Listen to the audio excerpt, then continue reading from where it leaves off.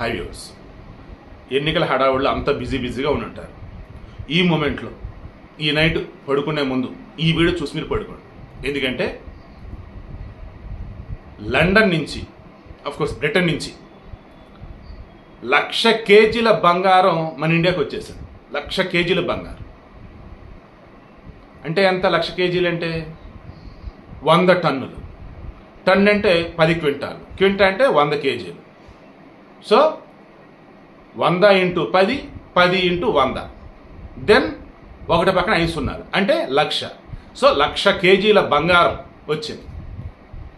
ఇంకా అక్కడ 422 టన్నుల బంగారం ఉంది మరల. అంటే ఓవరాల్గా మన భారతదేశం దగ్గర ఉన్నటువంటి బంగారం నిల్వలు 822 టన్నులు అంటే 8,220 క్వింటాళ్ళు. అంటే అప్పుడెంత? 8,220 ఇంటూ మరలా ఇంకొక 100 వేసేయండి. సో అక్కడ లెక్కలు మీరు వేసేసేయండి. ఓకేనా? ఇలా చెప్పుకుంటూ ఉన్నప్పుడు రఫ్గానే అరౌండ్ 8 లక్షల కోట్ల చిల్లర వేసుకోవచ్చు. 8 లక్షల కేజీల పైన 8,22,000 కేజీలు అనుకోవచ్చు రఫ్గా. అంత బంగారం ఇప్పుడు మన దగ్గర ఉంది. వరల్డ్లో ఈ గోల్డ్ రిజర్వ్స్ ఉన్నటువంటి దానిలో భారతదేశం 9వ స్థానంలో ఉంది. వాస్తవానికి 1990 ఆ సమయంలో మన దగ్గర విదేశీ మారక నిల్వలు లేవు, ఫారిన్ రిజర్వ్స్ లేవు. దెన్ ఇంపోర్ట్స్ ఏదైనా చేసుకోవాలన్నా ఏదైనా ఉండాలన్నా డబ్బు లేదు. ఇంకా అప్పుడు ఏం చేశారు మన వాళ్ళు? 47 టన్నుల బంగారాన్ని కుదవబెట్టి ఆ డబ్బులతో మేనేజ్ చేశారు. బట్ ఆ తర్వాత పివి నరసింహారావు గారు వచ్చిన తర్వాత ప్రధానిగా ఎన్నో సంస్కరణలు తీసుకున్నారు. అలా ఇంకా నెమ్మదిగా మన వాళ్ళు ఏం చేశారు? అమ్మిన బంగారం రికవర్ చేసుకున్నారు, కొత్త బంగారం కొనటం మొదలెట్టారు. అలా మన తెలుగువాడైనటువంటి దువ్వూరు సుబ్బారావు ఆర్బీఐ గవర్నర్గా ఉన్నప్పుడు చాలా మందికి తెలియదు ఈ విషయం. అక్షరాల 200 టన్నుల ఆయన బంగారం కొని ఉన్నాడు. ఎవరి దగ్గర అంటే IMF దగ్గర, international monetary fund. It just world bank type లేదా సిస్టర్స్ అన్నట్టు అనుకోవచ్చు. IMF ఏం చేసింది? తన దగ్గర డబ్బులు లేవన్నప్పుడు ఈ బంగారాన్ని మేము అమ్మకానికి పెట్టబోతున్నాం చెప్పేసి ముందుగా ఆయా దేశాల ప్రైమ్ మినిస్టర్లకు ఫినాన్స్ మినిస్టర్ కావచ్చు, లేదన్నప్పుడు ఆయా దేశ రిజర్వ్ బ్యాంకులు ఉంటాయి లైక్ అలా వాళ్ళకి అప్రోచ్ అన్నారు.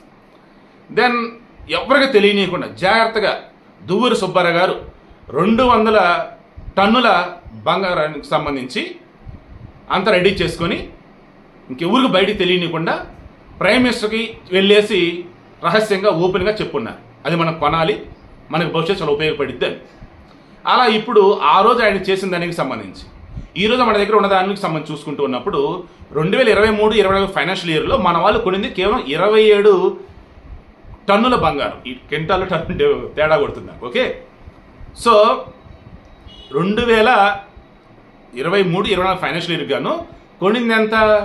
కేవలం ఒక 27 టన్నుల బంగారం. అంతకుముందు బోలెడంత. ఇలా చెప్పుకుంటే పోతే ఈరోజు 822 టన్నుల బంగారం మన దగ్గర ఉంది. అందులో ఈ ఇంగ్లాండ్ నుంచి ఇప్పుడు ఎంత? 100 టన్నుల బంగారం వస్తుంది. అంటే 1,00,000 కేజీల బంగారం వస్తుంది. దెన్ ఇంకా బ్యాలెన్స్ ఎంత ఉంది విదేశాలు అన్నప్పుడు ఇంకా 422 టన్నుల బంగారం బయటే ఉంది. ఇప్పుడు మన దగ్గర వచ్చేసి మహారాష్ట్ర చెస్ట్లో కావచ్చు, మహారాష్ట్రలో బాంబే చెస్ట్ కావచ్చు, నాగపూర్ చెస్ట్ కావచ్చు, మిగతా కొన్ని చోట్ల దాచిపెడతారు. వరల్డ్లో వచ్చేసి ఫస్ట్ ప్లేస్లో వచ్చేసి ఉన్నది ఎవరు అంటే 8,550 టన్నుల బంగారం నిల్వలతో వీళ్ళు ఫస్ట్ ప్లేస్లో ఉన్నారు. ఎవరు? అమెరికా. సెకండ్ ప్లేస్ వచ్చేసి జర్మనీ, థర్డ్ వచ్చేసి ఇటలీ, ఫోర్త్ వచ్చేసి ఫ్రాన్స్, ఫిఫ్త్ వచ్చేసేమో రష్యా, సిక్స్త్ వచ్చేసేమో చైనా, ఆ తర్వాత వచ్చేసి జపాను, ఇంకా 2-3 ఏమో ఉన్నాయి. మనది వచ్చేసి 9th ప్లేస్లో ఉంది.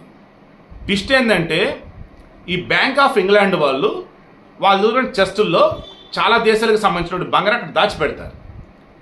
అలా ఈ బంగారాన్ని దాచిపెట్టినటువంటి ఆ బ్యాంక్ ఆఫ్ ఇంగ్లాండ్, ఆ ఇంగ్లాండ్ వాళ్ళ దగ్గర ఉందా ఎంతో తెలుసా? 310 టన్నులే. మన దగ్గర 822 టన్నులు. సరే ఇన్నాళ్ళు ఉంచి ఇప్పుడు ఎందుకు తెస్తున్నా మీరు అనుకోవచ్చు. ఏమైంది ఈ మధ్య? ఆల్రెడీ యూరోపియన్ దేశాలు కానీ, అమెరికా వాళ్ళు కానీ రష్యా మీద ఆంక్షలు విధిస్తూ ఉన్నారు. అండ్ ఇజ్రాయెల్ వాళ్ళు ఈ పాలస్తీన్ సంబంధించి యుద్ధం జరుగుతున్న నేపథ్యంలో ఇటు కొన్ని ఆంక్షలు కనిపిస్తూ ఉంది. అండ్ ప్రపంచ దేశాల మధ్య వచ్చేసి ఎప్పుడు ఎవరి మధ్య గొడవలు వస్తాయి ఏంటో తెలియటం. ఇటువంటి మూమెంట్లో ఇన్నాళ్ళు మనం వేరే చోట రిజర్వ్స్ మనం పెట్టున్నాము, గోల్డ్ రిజర్వ్స్ వద్దులే, నెమ్మదిగా మన దగ్గర తెచ్చుకుందాము, ఇంక మన దగ్గర చాలా స్ట్రాంగ్ రూల్లో పెట్టుకుందాం, నేల మలుగులో పెట్టుకుందాం అని చెప్పి డిసైడ్ అయ్యాడు. అంతే కదండి. ఇప్పుడు వేరే వేరే దేశాలతో ఏదైనా ఇష్యూస్ వచ్చినాయనుకోండి, మనది వాళ్ళ దగ్గర ఉందనుకోండి, ఇక మేము ఇవ్వట్లేదు రా బాబు అంటాడు. అయిపోయే ఏమైనా ఉందా? మొన్న రష్యా ఉక్రెయిన్ మధ్య యుద్ధం స్టార్ట్ అయిన తర్వాత రష్యాకి సంబంధించి అమెరికాలో ఉన్నటువంటి బోలెడంత డబ్బు సంబంధించి ఇదే వేరే వాళ్ళు బ్యారియర్ పెట్టేశారు, ఆంక్షలు పెట్టేశారు. మనం ఆల్రెడీ అందరితో ఫ్రెండ్లీగా ఉంటాం, బట్ చాలు, ఇన్నాళ్ళు బయట ఉన్నది చాలు, ఇప్పుడు మన దగ్గరికి తెచ్చుకుంటూ ఉన్నాం.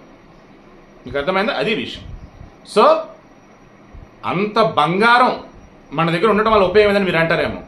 మన దేశంలో మనీ నగదు చలామణి జరుగుతూ ఉన్నా, మన డబ్బు ప్రింటింగ్ కొట్టేదానికైనా, విదేశాలతో వ్యాపార లావాదేవీలు చేసేదానికైనా, ఎక్స్పోర్ట్స్ ఇంపోర్ట్స్ దానికైనా, ఫారెన్ రిజర్వ్స్ మెయింటైన్ చేయడానికైనా, దేనికైనా అత్యంత ముఖ్యం మన దగ్గర దానికి తగ్గట్టుగా గోల్డ్ రిజర్వ్స్ ఉండాలన్నమాట, బంగారం నిల్వలు ఉండాలి. దీన్ని బేసిస్కునే ఒక దేశానికి సంబంధించి కష్టకాలంలో మిగతా దేశాలు ఆదుకుంటాయి. ఈరోజు మనం ఒక రకంగా చాలా స్ట్రెంత్ పొజిషన్లో ఉన్నాం. దీని కారణం దువ్వూరి సుబ్బారావు మన తెలుగోడు ఏకంగా 2009లో 200 టన్నుల బంగారాన్ని కొనిపెట్టాడు. ఈ విషయం చాలామంది తెలియదు. నాకు తెలిసి I'm the first person to reveal this. ఏది అఫీషియల్గా మీడియాలో. మరి ఆల్రెడీ రివీల్ చేస్తుంటే వాళ్ళు ఎవరు కింద కామెంట్లో మీరే తెలియచేయండి. దువ్వూరి సుబ్బారావు గారు గతంలో కొంతమంది దగ్గర మెన్షన్ చేసినప్పుడు మేబీ కొన్ని పుస్తకాలు రాసున్నారేమో. నేను మా జర్నలిస్ట్ మిత్రుల్లో వల్లేశ్వర గారు ఉంటారు, పెద్ద ఆయన చాలా అఫీషియల్ డేటా మెన్షన్ చేస్తూ ఉంటారు. ఆయన రాస్తున్నారు ఇది. నేను ఆశ్చర్యపోయాను. అసలు గోల్డ్ రిజర్వ్స్ సంబంధించి ఆర్టికల్ ఈయన రాస్తున్నారని అనుకుంటూ ఉన్నా. చదువుతూ ఉంటే దువ్వూరి సుబ్బారావు గారు ఆర్బీఐ గవర్నర్గా ఉన్నప్పుడు ఆయన తీసుకున్నటువంటి అత్యంత కీలకమైన నిర్ణయం ఇది. అండ్ 1 or 2 అఫీషియల్గా తెలిసింది తప్ప ఎవరికి తెలియనివ్వలేదు. ఎందుకంటే 2009 అన్నప్పుడు still developing country, of course now also developing country, but అప్పుడు అవసరాలు చాలా ఉన్నాయి. అన్ని అవసరాలు ఉన్నా కానీ 200 టన్నుల బంగారం కొనటం అంటే కరెక్ట్ కాదు అన్నట్టుగా ఎవరో అడ్డుపులు వేస్తారు, అస్సలు ససేమేర్ అంటారు అని ఆయన అనుకున్నాడు. కానీ అప్పుడు రేట్ ఎంత అండి? తక్కువ. ఈరోజు రేట్ ఎంత అండి? 2009కి ఇప్పుడు నాకు తెలిసి బంగారు రేట్ వచ్చి 3 రెట్లు 4 రెట్లు పెరిగింది. దెన్ ఆ రోజు 200 టన్నుల బంగారం కొన్నారు. ఓ రకంగా ఈ రోజు ఉన్న వాల్యూతో కంపేర్ చేస్తే 800 టన్నుల బంగారం వాల్యూతో సమానం అన్నట్టు. అది ఇంకెక్కువ కూడా ఉండొచ్చు. సో ముందు చూపు. నేను గతంలో ఎన్నో సందర్భాలు చెప్పాను, పాలకుడు ఏ పార్టీ వాడైనా, అధికారి ఎవరైనా కానీ ఒకటే అన్నమాట, భవిష్యత్తును దృష్టిలో పెట్టుకుని ఈరోజు అడుగులు వేయాలి. నాకు చంద్రబాబు గారు అంటే ఎందుకు ఇష్టమని మీకు గతంలో చెప్పున్నానండి. ఆ మనిషి ఈరోజు అతను ఎవరైనా తిడుతూ ఉండొచ్చుగా, ఆయన భవిష్యత్తు గురించి ఆలోచిస్తాడు, ఈరోజు అడుగు వేస్తాడు. రానున్న రోజులలో ఆయన చేసిన పని వల్ల ద బెస్ట్ రిజల్ట్స్ అన్నవి ఉంటాయి. అది ఈ రోజులో ఉన్న వాళ్ళకి తెలియదు. రే ఈరోజు నీకు పెట్టే తినరా అని అంటే నువ్వే అన్న గొప్పడివి అని అనుకునే పిచ్చోళ్ళకి ఇదిగో ఈరోజు దువ్వూరి సుబ్బారావు గారి రూపంలో మన చంద్రబాబు గారికి సంబంధించి గతంలో ఏం చేశాడు అన్నది చెప్పడం నాకు ఇంటెన్షన్. అన్నింటికి మించి మన దేశం బంగారం విషయంలో బంగారు కాంతులు నిండుతుందని చెప్దామా, లేదన్నప్పుడు మిగతా దేశాలతో కంపేర్ చేస్తే మనకన్నా ముందు 8 దేశాలు ఉన్నాయని చెప్దామా. బట్ ఓవరాల్గా అయితే బంగారానికి సంబంధించి 822 టన్నుల నిల్వలతో ప్రపంచం 9వ ప్లేస్లో ఉన్న, రిమైనింగ్ విషయాల్లో కూడా ఇంకా మన స్ట్రెంగ్త్ అవుతూనే ఉన్నాం. రానున్న రోజుల్లో ఇంకా బలవంతం అవుతాం, అందులో నో డౌట్. సో ఏదైతే బంగారం 1,00,000 కేజీలు ఇంగ్లాండ్ నుంచి వచ్చిందో అది మనదే, వాళ్ళు ఇచ్చింది కాదు, మనం అక్కడ దాచుకున్నాం. ఇంకా బయట మనది 4,22,000 కేజీల బంగారం దాదాపు మనది బయటే ఉంది.